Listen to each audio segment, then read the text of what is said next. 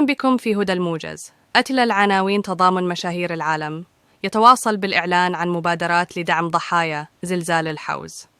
دعم متضرري الزلزال ساكنة دواوير أمزميز تتطلع إلى تعويضات إضافية.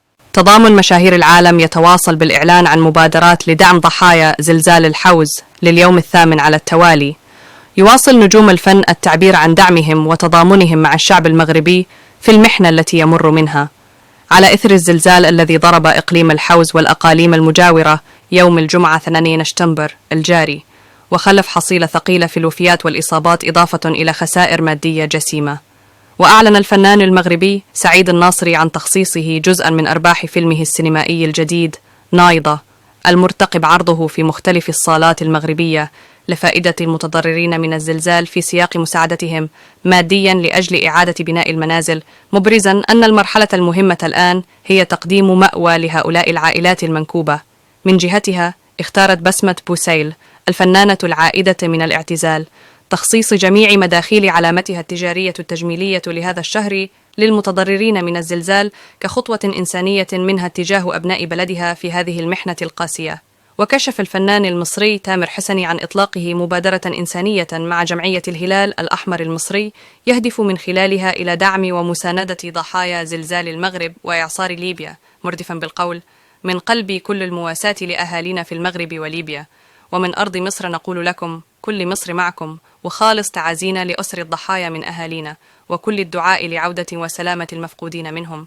ربنا يصبركم ويحفظكم ويحفظ أمتنا العربية.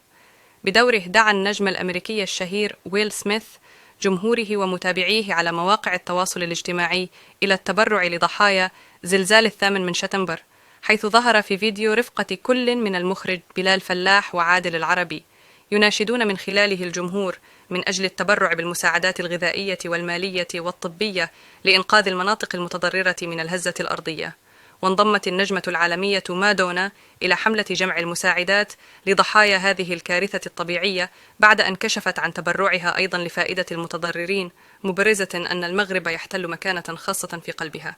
وتابعت قائلة: شهدت البلاد الآن الزلزال الأكثر تدميرا منذ أكثر من 60 عاما، واليوم أتبرع لدعم جهود الإغاثة الفورية على الأرض في المغرب.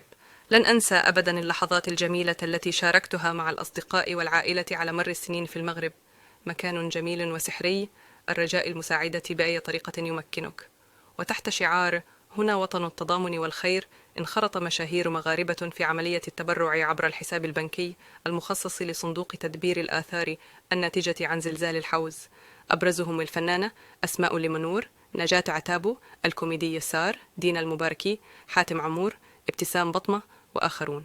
يشار إلى أن الصندوق الحكومي الاستثنائي المحدث بأمر ملكي يتلقى المساهمات التطوعية التضامنية من الهيئات الخاصة والعمومية والمواطنين بشكل أساسي لتحمل مجموعة من العمليات التي تتجلى في النفقات المتعلقة بالبرنامج الاستعجالي لإعادة تأهيل وبناء المنازل المدمرة على مستوى المناطق المتضررة والتكفل بالأشخاص في وضعية صعبة، خصوصا اليتامى.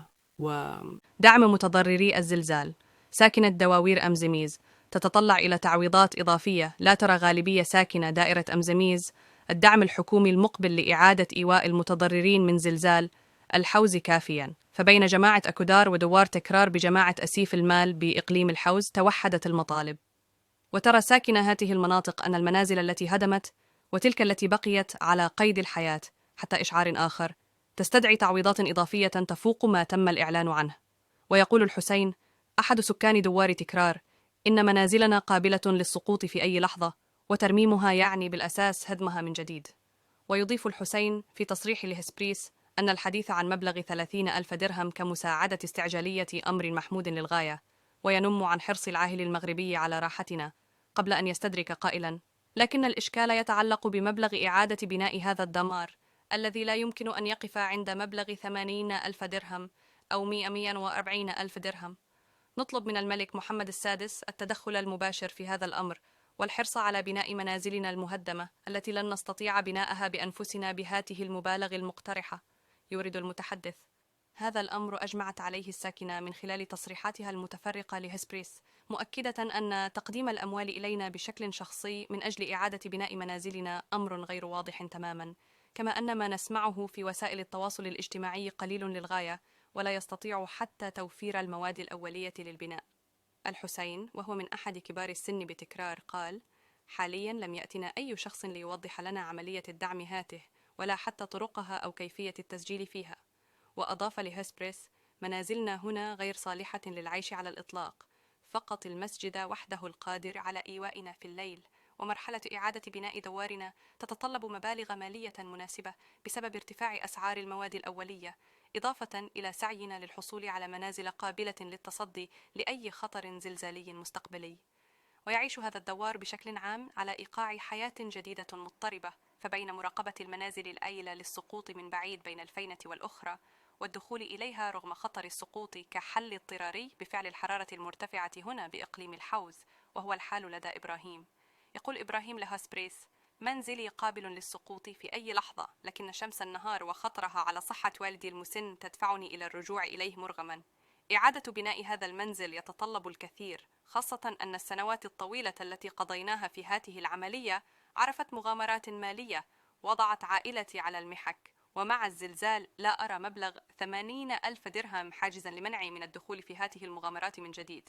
يضيف إبراهيم: وكان إبراهيم يحرص على جمع مبالغ رمزية كل شهر قصد بناء منزله بالكامل، غير أن الزلزال قضى على نتائج تعبه، وهذا الأمر يستدعي دعما ماليا عقلانيا حسب تعبيره.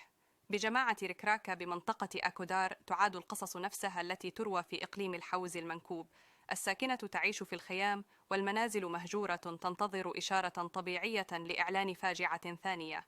وسط المنطقة لا يبدو السكان بعد ما. الأحباء الأعزاء، أشكركم على كل تعليق وإعجاب ومشاركة. أنتم تجعلون تجربة اليوتيوب مميزة بالنسبة لي، لذلك أدعوكم بكل محبة للاشتراك في قناتي لتكونوا جزءاً من عائلتنا المتنامية.